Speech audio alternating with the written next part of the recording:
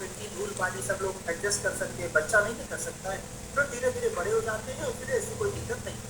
ठीक है, दूसरा जो माइक ऑफ करें, दूसरा प्रश्न यह था, दूसरा सभी लोगों का जो डाउट है अब वो भी क्लियर कर देते हैं।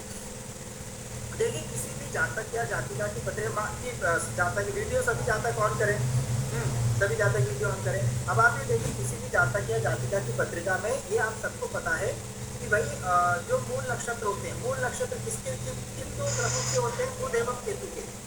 बुध एवं केतु के ही मूल नक्षत्र होते हैं। ठीक है, बुध के 3 नक्षत्र, केतु के 3 नक्षत्र। अब हमारा मात्र इतना सा कंसर्न था, मात्र इतनी सी बात थी कि यदि हमारी जन्म कुंडली में अधिकतर ग्रह, यदि हमारी जन्म कुंडली में अधिकतर ग्रह बुध एवं केतु के नक्षत्र में चले जाते हैं तो हर चीजों में डिले होता है। जैसे यदि हर एक नक्षत्र, जैसे आप सभी ने कल एक पत्रिका देखी थी, हम वो फिर से पत्रिका पूछते हैं, हम आपको सभी को फिर से एक बार पत्रिका दिखा देते हैं ताकि आप लोगों को वो चीजें क्लियर हो जाए। हमारा मात्र इतना था कि यदि सभी ग्रह बुध के नक्षत्र में जाते हैं तो क्या होता है, बुध के नक्षत्र में जाते हैं तो आप ये देखिए हर प्रकार की चीजों में डिले होता है, मतलब लेट होगा, डिले होगा। ठीक है, इस प्रकार की सारी चीजें होंगी। और अगर सभी ग्रह नक्षत्र या अधिकतर ग्रह नक्षत्र किसमें जाते हैं, अगर केतु के नक्षत्र में जाते हैं तो वहां से हमें क्या मिलता है, वहां से अर्थात हर चीजों में मोक्ष मिलता है। मतलब एक बार में कोई भी चीजें नहीं होती है, कई बार, अर्थात कई बार मतलब होने के बाद चीजें होती है। जैसे कई बार आप ये देखिए कोई व्यक्ति अगर सभी ग्रह आपके बुध के नक्षत्र में है तो आप विवाह के लिए हो, करियर के लिए हो, ठीक है, सब चीजों के लिए प्रयास कर रहे हैं लेकिन नहीं हो पा रहा है। 2-3-4 बार प्रयास करने के बाद होता है। इसी प्रकार यदि सभी ग्रह केतु के नक्षत्र में, तो केतु कैसा ग्रह है, केतु मोक्ष वाला ग्रह है। केतु मतलब मोक्ष, हर चीजों से विरक्ति, हर चीजों से अलगाव। तो केतु क्या करेंगे, अगर शादी से संबंधित है या पढ़ाई से संबंधित है या संतान है या करियर है तो 2-3 बार में आपको असफलता मिलेगी। अर्थात आपने मेहनत किया, प्रयास किया, एक नौकरी छूट गई, एक करियर छूट गया, दूसरा करियर फिर छूट गया, तीसरी नौकरी फिर छूट गई, चौथी नौकरी में फिर आप स्थायी हो। आप समझ गए, तो इस प्रकार की यही चीजें होती, बाकी और कुछ नहीं कि केतु घंटांत इत्यादि में हमेशा बुरे फल ही होते हैं। अब आपको इस तरह शेयर करके जो पत्रिका हमने आपको कल दिखाई थी, ताकि वही पत्रिका एक बार फिर से दिखा देते हैं ताकि आप लोगों को कोई चीज में दिक्कत ना हो। ये देखिए यही पत्रिका थी आपके सामने, सभी जातकों को दिख रहा होगा। अब आपने देखिए यही पत्रिका थी, अब आपने देखिए इस यही जातक की पत्रिका थी और अब इसमें अधिकतर ग्रह आपने देखिए, जैसे सूर्य आपके सामने, ये नक्षत्र, ये ग्रह है। और ये ग्रह यदि हम देखें, कल जो लोग नहीं देख पाए थे, नहीं पढ़ पाए थे, जो अनुपस्थित थे, वो भी सभी जातक देख लीजिएगा। तो आप ये देखिए कि ये जो ग्रह है, ये ग्रह किन किन नक्षत्रों में है। तो आप ये देखिए कौन कौन से ग्रह केतु के नक्षत्र में है, सूर्य मघा नक्षत्र, मंगल मघा नक्षत्र, गुरु अश्विनी अर्थात केतु के नक्षत्र में, और शुक्र मघा नक्षत्र में। अर्थात शुक्र, गुरु और मंगल, सूर्य मंगल शुक्र गुरु, ये चारों केतु के नक्षत्र में हो गए। अब इसका तात्पर्य क्या हो गया, इसका तात्पर्य ये हो गया कि आप ये देखिए जहाँ के स्वामी होंगे तो वहां से संबंधित चीजें एक बार में हमें प्राप्त नहीं। अब बुध कहाँ के देखिए, शनि जो हो गए, लग्न के स्वामी शनि है, तो शनि वक्री है, शनि जो हो गए वो ज्येष्ठ अर्थात बुध के नक्षत्र में हो गए, और बुध जो है वो भी स्वयं बुध के नक्षत्र। तो जो जहाँ के स्वामी होंगे, बस इतना सा ही तात्पर्य है, बहुत ज्यादा यहाँ आप लोग मस्तिष्क मत लगाइए, बहुत ज्यादा वो नहीं कि क्या कैसे होगा। मात्र जब भी केतु एवं बुध के नक्षत्र में कोई ग्रह होगा तो ऐसी स्थिति में क्या होगा, अर्थात हमें कोई भी विषय एक बार में नहीं प्राप्त होगा। वो धन का विषय हो, परिवार का विषय हो, पत्नी का विषय हो, संतान का विषय हो, कर्म क्षेत्र का विषय हो, कोई भी क्षेत्र हो। अब आप ये देखिए इनका हम लोग देख लेते हैं। अब आप ये देखिए एक पुरुष है, अर्थात पुरुष की पत्रिका है। अब आप ये देखिए गुरु, इनकी गुरु की महादशा चल रही है, सभी जातकों को दिख रहा होगा। इनकी गुरु की महादशा चल रही है। गुरु की महादशा फरवरी 2011 से फरवरी 2027 तक रही। अब आप ये देखिए गुरु ज्ञान के कारक ग्रह है, ठीक है, तो गुरु ज्ञान के कारक ग्रह है, हर प्रकार सब चीजें पूर्ण है। अब आप ये देखिए गुरु कहाँ बैठे हैं, चतुर्थ भाव।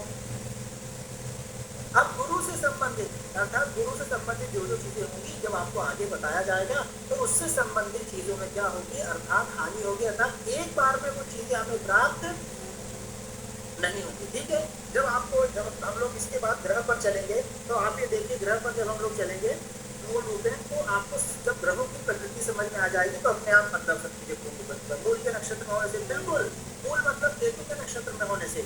अधिकतर ग्रह यदि केतु के नक्षत्र में है, मूल नक्षत्र में है, मघा नक्षत्र में है, अश्विनी नक्षत्र में है, तो आप ये देखिए ऐसी स्थिति में वो चीजों में थोड़ा सा प्राप्त होने में समस्या आ रही थी। जैसे आज हमका एक लेटेस्ट उदाहरण हम आपको बताते हैं। आज हम एक कन्या की पत्रिका देख रहे थे। कन्या की पत्रिका जब हमने देखी तो आप ये देखिए कन्या की पत्रिका में हमें इतना नहीं विलंब दिखा कि विवाह में इतना ज्यादा विलंब होना चाहिए, कि इतना ज्यादा विलंब इत्यादि होगा। लेकिन फिर हमने और गहराई पर देखा, सब चीजें अच्छे से पूर्ण रूप में देखा, तो आप ये देखिए अधिकतर ग्रह जो है वो कन्या के बुध के नक्षत्र में, अर्थात गंडांत के नक्षत्र में हुए, कि बुध के तीनों ही नक्षत्र गंडांत की स्थिति में आते हैं। तो जब अधिकतर ग्रह आप ये देखिए गंडांत के नक्षत्र में हुए, तो इस प्रकार की स्थिति में क्या होता है कि वो जातिका के माता पिता एवं वो स्वयं जातिका को लेकर लगभग 3 साल से विवाह के लिए परेशान है। जातिका की उम्र लगभग 30 वर्ष के आसपास है। तो यही है कि कई बार ऐसे कि अब देखिए ग्रह ऐसी बात नहीं विवाह नहीं कराएगा लेकिन परेशान करता है। तो ये विषय बहुत आगे का, इसलिए इसको इतना ज्यादा गंभीरता से अभी नहीं, बस इतना अभी आप समझिए कि कौन से बुध एवं केतु के नक्षत्र होते हैं और ये कैसे नक्षत्र, कोई भी ऐसे सभी ग्रह या नक्षत्र आप देख सकते हैं सूर्य से लेकर राहु केतु तक कि कौन सा ग्रह किस राशि पर। ये जो तालिका आपके सामने है, ये आपका चक्र है, ये आप ये देखिए लग्न कुंडली है, आपका जन्म चक्र है, लग्न चक्र हो गया। उसके पश्चात आप ये देखिए ये आपकी विंशोत्तरी दशा हो गई। ये दशाओं के अंदर छोटे छोटे जो टाइम पीरियड है ये अंतर्दशा हो गई। आपको अभी अगर कोई जातक पूछे गुरु जी आप चलिए बहुत बड़े अगर ज्ञानी है, आप बताइए गुरु जी हमारे साथ सन 2004 में क्या हुआ था, अप्रैल मई 2004 में क्या हुआ था। भाई लोग ऐसे नहीं आएंगे कि गुरु जी बताइए अप्रैल मई 2004 हमारे लिए कैसा समय था। अब आप कहाँ जाएंगे, 4 तो आज से लगभग 20 साल पहले था। अब आप ये देखिए 2004 के आसपास जाएंगे, यही ये विंशोत्तरी दशा के माध्यम से ही आप देख सकते हैं कि भाई 2004 में चले चलते हैं तो 1993 से लेकर 2011 तक आपकी राहु की महादशा चल रही थी। अब आप राहु का फल बता देंगे।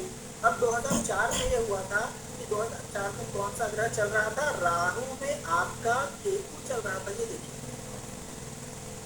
1 अगस्त 2003 से 1 अगस्त 2003 से आप ये देखिए 19 अगस्त 2004 तक, अर्थात अप्रैल में कहाँ आएगा, अप्रैल में राहु में केतु आएगा। इसका मतलब राहु में केतु मतलब इत्यादि चल रहे थे कि राहु में केतु चल रहे थे। अब आप देखिए नाम सुनने में आता राहु केतु दोनों कैसे ग्रह होते हैं, दोनों हर प्रकार से मतलब पापी ग्रह होते हैं। तो आप ये देखिए जब राहु केतु दोनों खराब ग्रह इत्यादि होते हैं तो भले अगर आपको फल ना भी समझ में आए तो आप इतना तो बोल ही सकते हैं। देखिए इतना तो नहीं, लेकिन हम इतना जरूर बताएंगे कि वो समय आपके जीवन के लिए ठीक नहीं था। उस समय कुछ ऐसी घटना दुर्घटना इत्यादि हुई होगी जो कि अभी तक आपको याद है, मतलब कोई बड़ी घटना दुर्घटना। तो ऐसे तो इसलिए ये विंशोत्तरी के लिए 2-3 चीजें बस आप समझ लीजिए कि सबसे पहले जन्म चक्र है, ये सब चीजें, फिर उसके पश्चात आपको ये ग्रह दशा इत्यादि कौन सा समय चल रहा है, और ये जो ग्रह स्थिति है ये जो ग्रह स्थिति है आपको यहाँ सारी चीजें पता लगेगी कि कब क्या कैसे है। ये ग्रह हो गए, ग्रह के बाद ये ग्रह किस राशि पर है। अगर सपोज किसी को व्यक्ति को राशि नहीं आ गई कि गुरु जी हमें राशि नहीं आ गई, तो पढ़ना तो होगा, पढ़ना तो याद होगा। अगर हम पूछे चंद्रमा कौन सी राशि पर है तो आप ये देखिए आप बोलेंगे चंद्रमा गुरु जी वृषभ राशि पर है, चंद्रमा वृषभ राशि पर है। तो इसी प्रकार आप हम पूछे चंद्रमा कितने अंश का है तो आप ये देखिए चंद्रमा 26 अंश का है, 17 कला का है, 7 विकला। चंद्रमा कितने कौन से नक्षत्र में है तो चंद्रमा मृगशिरा नक्षत्र में है, और मृगशिरा नक्षत्र के स्वामी मंगल होते हैं। कौन से चरण में है तो मृगशिरा नक्षत्र के पहले चरण। तो ये ग्रह स्थिति आपको पूरी संपूर्ण रूप से ग्रहों की स्थिति बताएगी। ये विंशोत्तरी दशा महादशा ये आपको पूरा समय का विधान कराएगी, किस समय हमारे जीवन में क्या होना है, और ये जो जन्म कुंडली है ये आपको योग बताएगी। और इधर जो एक चक्र आपको दिख रहा है इस चक्र के बारे में बाद में चर्चा करेंगे। अब एक बार प्रैक्टिस करके हम लोग अपना आगे बढ़ते हैं। तो आपको सभी को पूर्ण रूप में पता होना चाहिए। अब हम धीरे धीरे पहले बोलेंगे, आप लोग सिर्फ अपने मस्तिष्क में वो करिए, ठीक है, प्रैक्टिस करिए सबसे पहले। और यही आपको ऐसे हर प्रकार 1-2-3 कुंडलियों पर प्रैक्टिस करना है। अब ये जातक की पत्रिका है, तो आप ये देखिए इस जातक की पत्रिका किस लग्न की है, मकर। मन में बोलते रहिए। हम इसलिए ऐसे पूरा आप सभी से पूछेंगे कि जैसे हम आपसे प्रश्न पूछ रहे हैं, परंतु अगर आप सभी लोग बोलेंगे तो क्लास चल नहीं पाएगी। इसलिए मन में बोलते रहिए या माइक ऑफ करके बोलते रहिए, इसमें कोई हम्म। कौन से लग्न की पत्रिका है? मकर लग्न की पत्रिका है। राशि कौन सी है? वृषभ राशि। वृषभ राशि है, क्योंकि चंद्रमा 2 नंबर राशि पर बैठे, वृषभ राशि पर बैठे। अच्छा, जब चंद्रमा वृषभ राशि पर बैठे हैं तो आप ये देखिए, अब आप बताइए चंद्रमा किसके घर में है? तो चंद्रमा शुक्र के घर में है, क्योंकि 2 नंबर का स्वामी कौन होता है? शुक्र। अच्छा, अब ये बताइए कि कुंडली में 8वां घर कहाँ है? तो आप बोलेंगे 8वां घर ये यहाँ जहाँ 5 नंबर लिखा है। अच्छा, ये 8वां घर है, तो आप बताइए 8वें घर का स्वामी कौन है? 8वें घर का स्वामी देखिए सूर्य है। अच्छा, सूर्य के साथ और कौन कौन बैठे हैं? सूर्य के साथ शुक्र एवं मंगल भी बैठे हैं।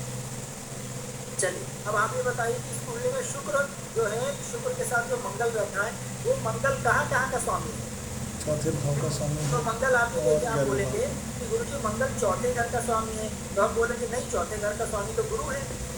भाई चौथे घर में ये चौथा घर है, 1 2 3 4, ये चौथा घर है, उसका स्वामी गुरु है। तो आप बोलेंगे नहीं गुरु जी, कि चौथे घर का स्वामी तो मंगल है, क्योंकि वही ग्रह स्वामी होता है जो नंबर लिखा रहता है, अर्थात जो राशि जिस भाव में स्थित है। आप ये देखिए, है ना, जो राशि जिस भाव में स्थित है, तो आप ये देखिए उस राशि का स्वामी ही उस भाव का स्वामी भी होगा। तो हमें राशि देखना है कि आप ये देखिए चौथे घर में कौन सी राशि है? तो चौथे घर में कौन रूप है? आप ये देखिए कि मेष राशि है, मतलब चौथे घर का स्वामी कौन होगा? मंगल होगा।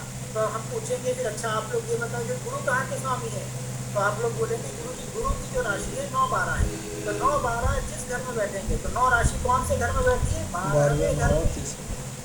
नवी राशि कौन से घर में बैठी है? 12वें घर में। तो 12वें घर का स्वामी आपके देखिए गुरु होंगे, और 12वां के साथ साथ और गुरु की राशि, दूसरी राशि 12 नंबर कहाँ बैठी? तीसरे घर में, 1 2 3। तो गुरु यहाँ 3 और 12 के स्वामी। गुरु कहाँ कहाँ के स्वामी होंगे? 3 और 12 के। अच्छा, तो हम ये बोलेंगे कि ठीक है, 3 और 12 के स्वामी हो गए। अब आप ये बताइए कि तीसरे घर में कौन सा ग्रह बैठा है? क्या कोई खाली है, कोई ग्रह बैठा है? तो आप बोलेंगे कि गुरु जी तीसरे घर में राहु देवता बैठे, राहु देवता बैठे तीसरे घर में। अच्छा, तो हम ये बोलेंगे कि भाई राहु कहाँ के स्वामी है? तो आप लोग बोलेंगे कि नहीं गुरु जी, राहु की चूंकि कोई राशि यहाँ नहीं दी गई है, इसलिए राहु देवता की कोई राशि, मतलब वो कहीं के स्वामी नहीं है।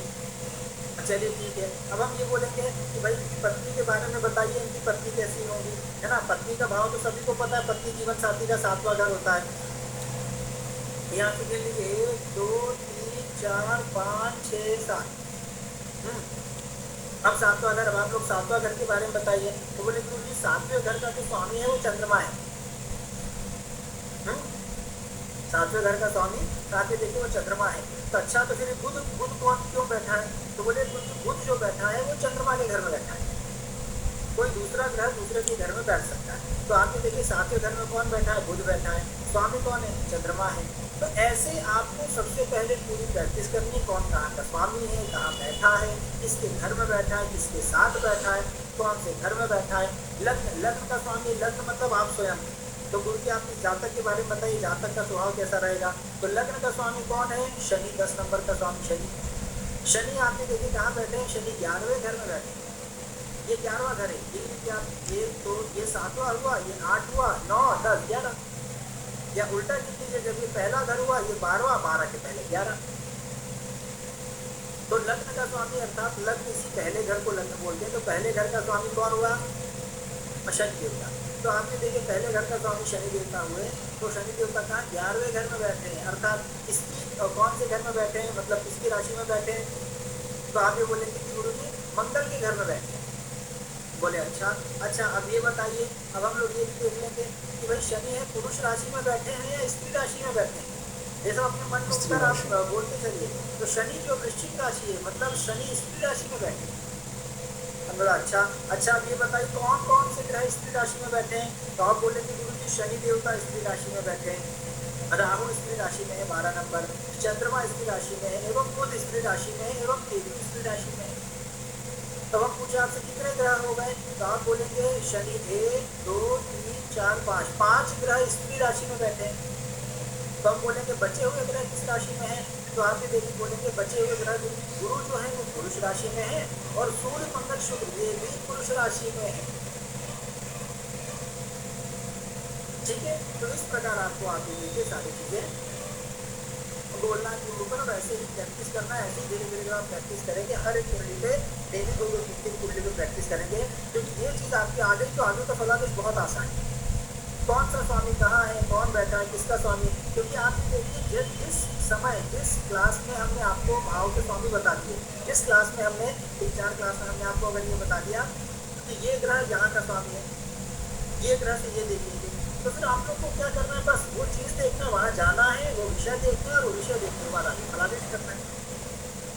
ठीक है, चलिए, तो ये सारी चीज आपको समझ में आ गई, इसलिए प्रैक्टिस करिएगा और अंतिम में जो भी प्रश्न होगा प्रश्न पूछिएगा। अब हम लोग आगे सबसे पहले नक्षत्र वाला टॉपिक पूरा कंप्लीट हो गया अपना, नक्षत्र से संबंधित जितनी भी चीजें होती है नक्षत्र से संबंधित। हरिओम जी कृपया कर समय से आया करिए, आपने देखिए आप 20-25 मिनट लेट आएंगे तो आपकी चीजें छूट जाएंगी, फिर आपको समझ में नहीं आएगा।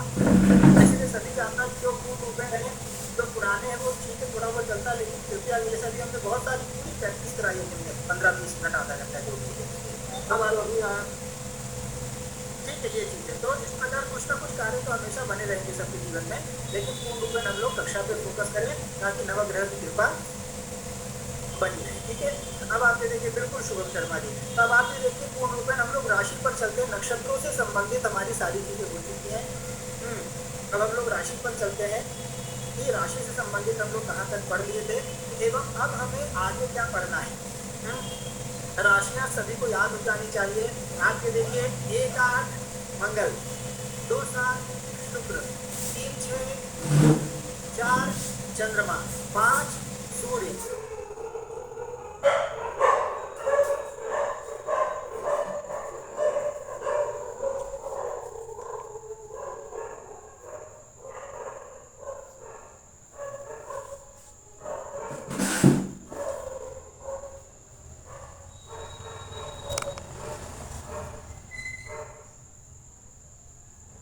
महीने में याद कर लीजिएगा। तो उसके साथ साथ 12 राशियां भी क्रम से याद होनी चाहिए। मेष, वृष, मिथुन, कर्क, सिंह, कन्या, तुला, वृश्चिक, धनु, मकर, कुंभ, मीन। ये 12 राशियां भी एकदम ये मुख पर ही होनी चाहिए। अब हम लोग आगे देखते हैं कि हमें आगे क्या पढ़ना है। पिछली कक्षा में हमने आपको शारीरिक अंग भी बता दिए थे कि कौन सा अंग कहाँ से देखे जाते हैं। अब आज और सम राशि एवं विषम राशि भी बता दिया था।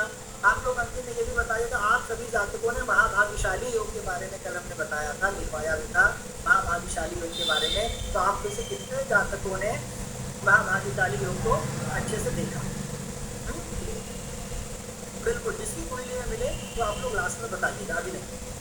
महाभाग्य बोल के हमारी कुंडली में मिला या इस प्रकार मिला, ये सारी चीजें देखें। अब हम लोग आपने देखिए राशि के सबसे महत्वपूर्ण विषय जानेंगे। अब हम लोग राशि का सबसे महत्वपूर्ण विषय जानेंगे। आप ये देखिए, सबसे पहले हम लोग जानेंगे राशियों के तत्व। ये आपके सामने आप ये देखिए राशियों के तत्व लिखे हैं कि पूर्ण रूप में राशियों के तत्व 1, 5, 9 अग्नि तत्व, 2, 6, 10 पृथ्वी तत्व, 3, 7, 11 वायु तत्व, 4, 8, 12 जल तत्व। इस चीज को आप लोग बहुत अच्छे से समझिएगा। अगर क्लास में अच्छे से समझ लेंगे तो ना याद करने की जरूरत पड़ेगी ना कुछ। इसको आप ऐसे भी याद कर सकते हैं कि आप ये देखिए पहला जो है पहले अग्नि पृथ्वी वायु जल, तो 1, 2, 3, 4 अग्नि पृथ्वी वायु जल, फिर 5, 6, 7, 8 अग्नि पृथ्वी वायु जल, फिर 9, 10, 11, 12 अग्नि पृथ्वी वायु जल। ठीक है, तो ये आपको पूर्ण रूप में अच्छे से याद करना है, अर्थात ये राशियों के तत्व हैं। अब आप ये देखिए इसमें भी ये पूर्ण रूप में आप देख सकते हैं कि अब हम लोग एक एक चीज लेकर चलते हैं। अग्नि तत्व सबसे पहले आप ये देखिए, अग्नि तत्व कौन से हैं? अग्नि मतलब क्या? ये राशियों के तत्व। जैसे हर एक इंसान में कोई ना कोई तत्व होता है, कोई ना कोई एलिमेंट होता है। जैसे आप ये देखिए संपूर्ण जो पृथ्वी है, इस पृथ्वी में कितने तत्व हैं? 5 तत्व हैं। ये संपूर्ण पृथ्वी 5 तत्व से मिलकर बनी है। हमारा शरीर भी 5 तत्व से मिलकर बना है। ठीक है, तो इसी प्रकार जो 12 राशियां हैं, इन राशियों का भी तत्व है।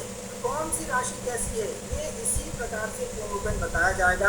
अब आप ये देखिए, हमने आपको 12 राशि बताई थी, तो 12 राशियों में सभी जीव जंतुओं को आप जानते हैं, जो जीव जंतु जैसा है बस उसको वही तत्व मिला हुआ है। और यहाँ पांचों तत्व में से 5 तत्व नहीं, यहाँ मात्र 4 तत्व हैं। जो वायु तत्व, जो आकाश तत्व है, आकाश तत्व को वायु में ही ले लिया गया, अधिग्रहण उसी में कर दिया गया। तो सबसे पहले हम लोग अग्नि तत्व के बारे में जानेंगे। सबसे पहले किस प्रकार विभागीकरण हुआ ये हम लोग जान लें, फिर उनका फल जान लें। तो ठीक है, सभी ज्यादा ध्यान दीजिए, हरिओम की आप यहाँ कृपया कर ध्यान दीजिए, ज्ञान जब दूसरा की वीडियो ऑन करिए। अब आप ये देखिए, सबसे पहले है कि हम लोग अग्नि, अब अग्नि कौन कौन सी राशि होगी, मेष राशि। मेष मतलब भेड़, जो कि हमेशा एग्रेसिव रहती है, हमेशा उग्र रहती है, वो हो गई मेष राशि। अग्नि मतलब फायर, जिसके अंदर आग, जिसके अंदर पूर्ण रूपेण ऊर्जा है, जिसके अंदर बहुत ज्यादा ऊर्जा है, वो अग्नि हो गया, मेष राशि हो गई। मेष के बाद 5वीं राशि सिंह, शेर। भाई शेर तो अग्नि नहीं आएगा, शेर के अंदर कितना क्रोध रहता है, कितना गुस्सा रहता है, कितना उग्र रहता है, शेर अर्थात वो सिंह राशि हो गई। धनु राशि, धनु मतलब 9 नंबर, 159 ये अग्नि तत्व राशि है, अर्थात 9 नंबर मतलब घोड़ा। और घोड़ा और घोड़े के ऊपर आधा कमर के नीचे धनु राशि का भाग क्या है, धनु, ये सब की आकृति याद करिए। धनु राशि की आकृति क्या है, कमर के नीचे घोड़ा और कमर के ऊपर एक पुरुष जो कि धनुष बाण लिए हुआ है। तो अगर कोई व्यक्ति धनुष बाण लिए हुआ है तो ऐसा तो नहीं कि वो एंजॉय कर रहा है, वो खेल में लिया हुआ है, इसका तात्पर्य वो तैयार है, वो युद्ध करने के लिए तैयार है, वो कंपटीशन करने के लिए तैयार है, सभी चीजों के लिए वो तैयार है। आप समझ रहे हैं? तो इसीलिए धनु राशि में क्या हुए, अग्नि तत्व। तो 1, 5, 9 ये कौन से तत्व हो गए, अग्नि तत्व हो गए। ठीक है, अब आप देखिए 2, 6, 10, जो 2, 6, 10 है ये पृथ्वी तत्व राशियां हैं। ये कौन सी राशियां हैं, ये पृथ्वी तत्व राशियां। अब आप देखिए 2 मतलब वृषभ। जैसे वृषभ राशि होती है, आप देखिए थोड़ा सा स्थूल शरीर की होती है, थोड़ा सा मतलब भारी शरीर के भी होते हैं, थोड़ा सा आलसी भी होते हैं। कन्या की सुख उन्मुख होती है, अर्थात सुख चाहिए, है ना। आप ये देखिए सुख चाहिए, तो इसी प्रकार आप मतलब सुख चाहिए, सुविधाएं चाहिए, सारी चीजें चाहिए। तो कन्या राशि वो भी सुख सुविधा वाली हो गई, थोड़ा सा आलसी इत्यादि सब चीजें हो गई। मकर राशि, मगरमच्छ तो परम आलसी हो गया। मकर राशि कैसी हो गई, परम आलसी। पृथ्वी तत्व अर्थात जो हमेशा स्थिर है। जैसे आप देखिए पृथ्वी ऐसा नहीं कि डेली चलती है, भाई अग्नि है, अग्नि पूर्ण रूप में नाते देखिए हम लोग जलाते भी हैं, बुझाते भी हैं, सब चीजें होता है, मतलब उनमें थोड़ा सा क्रिया प्रक्रिया होती है। आप देखिए पृथ्वी में भूकंप इत्यादि आता है, डेली तो आता नहीं, डेली भूकंप आता है। तो ये स्थिर राशियां हो गई। ये पृथ्वी तत्व का तात्पर्य हो गया जो स्थिर है, जो स्थायी है, जो आराम से सुकून से सोना चाहते हैं, आराम से रहना चाहते हैं। उन्हें नहीं चाहिए, उन्हें अंबानी नहीं बनना, लेकिन सुकून शांति चाहिए। और थोड़ा सा आप देखिए 2, 6, 10, 2 अर्थात वृषभ राशि बैल के समान, 6 मतलब कन्या के समान, कन्या राशि और मकर मतलब मगरमच्छ। तो आप समझ गए। तो अग्नि तत्व 1, 5, 9 हो गया, पृथ्वी तत्व 2, 6, 10 हो गया। वायु तत्व, वायु मतलब क्या होता है, विचार। वायु तत्व कौन कौन से, 3, 7, 11। आप ये देखिए वायु तत्व राशियां कौन सी हैं। दीपक जोशी की वीडियो ऑन करें, फिर प्रश्न पूछने के लिए फिर आप ऑन करेंगे तो हम नहीं बताएंगे, ठीक है। तो वीडियो ऑन करें, तो आप ये देखिए कि वायु तत्व मतलब क्या होता है, विचार। वायु मतलब विचार। जो वायु तत्व राशियां हैं वो कौन कौन सी राशि है, 3, 7, 11। तीनों राशियों में आप देखिए पुरुष है, तीनों राशियों में पुरुष है। मिथुन राशि 3 नंबर की राशि, अर्थात पुरुष स्त्री का जोड़ा। तुला राशि 7 नंबर की राशि, अर्थात पुरुष के हाथ में तराजू। कुंभ राशि 11 नंबर की राशि, अर्थात एक पुरुष के कंधे पर घड़ा। आप समझ रहे, तो तीनों राशियों में पुरुष है, इसीलिए ये वायु तत्व वाली राशि मानी जाती है। समझदार राशियां भी मानी जाती है, ये विचारशील राशियां मानी जाती है। जो भी कोई मैनेजमेंट या सब चीजें पूरा काम रहता है वायु तत्व वालों पर मिलता है। तो आप समझ गए 3, 7, 11 जो ये राशियां होती हैं, ये दिमाग वाली राशियां होती हैं, बुद्धि वाली राशियां होती हैं, विचार वाली राशियां होती हैं, रिसर्च वाली राशियां होती हैं। जो क्षेत्र में भी आपको रिसर्च करना है, किसी भी अन्य क्षेत्र में भी यदि आपको रिसर्च करना है, तो बिना वायु तत्व राशि के आप रिसर्च नहीं कर पाएंगे। आज जितने भी आपने देखिए हर एक व्यक्ति के एडवाइजर होते हैं, लीगल एडवाइजर होते हैं, आपने देखे है ना। हम लोग तो क्या एडवाइजर ही है कि देखिए सीएम के एडवाइजर होते हैं, पीएम के होते हैं, उससे छोटे छोटे भी सभी के होते हैं, मतलब ये क्या होते हैं, सलाहकार इत्यादि। तो ये क्या है, ये बुद्धि वाले अर्थात वायु वाले। तो समझ गए 3 7 11 इसमें तीनों राशियों में पुरुष है, इसलिए तीनों राशियों को कौन सा तत्व दिया गया, वायु तत्व 4 9। तो अग्नि तत्व 1 5 9, पृथ्वी 2 6 10। मतलब आपने देखिए हम सारी चीजें कनेक्ट करके आपको दिखा रहे हैं, ऐसा कहीं ना किसी पुस्तक में चीज आपको मिलेगी ना, कहीं नहीं मिलेगी। इसलिए अच्छे से आप इसको समझ लीजिए, अपने मस्तिष्क में रख लीजिए। जिस राशि की जो आकृति है, जिस राशि का जैसा स्वभाव बताया गया है, वो उसी के अनुसार उन्हें उन राशियों को वो तत्व भी दिए गए। तो 3 7 11 क्या हो गया, वायु तत्व। अब इसके बाद 4 8 12, 4 8 12